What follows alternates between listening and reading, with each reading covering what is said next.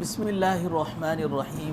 رسول اللہ صلی اللہ علیہ وسلم نے فرمایا ایکم مال وارثہ احب الیہ من مالہ، کہ بتاؤ تو کہ تم میں سے کون ہے ایسا شخص جس کے نزدیک اس کے وارث کا مال اسے زیادہ محبوب ہے۔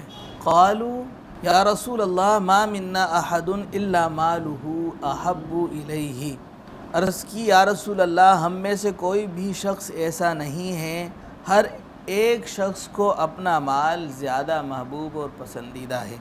قال فإن مالہ ما قدم ومال وارثہ ما اخر، اس پر رسول اللہ صلی اللہ علیہ وسلم نے فرمایا آدمی کا مال تو وہ ہے جسے وہ آگے بھیج دے، یعنی راہ خدا میں خرچ کر دے، آدمی کا مال تو وہ ہے، اور وہ مال جو چھوڑ دے وہ تو اس کے وارث کا ہے۔ اس حدیث مبارکہ سے پتہ چلتا ہے انسان کا حقیقی مال وہی ہے جسے وہ راہ خدا میں خرچ کرتا ہے۔ اللہ تعالی راہ خدا میں دل کھول کر خرچ کرنے کی توفیق عطا فرمائے۔ وآخر دعوانا ان الحمد للہ رب العالمین۔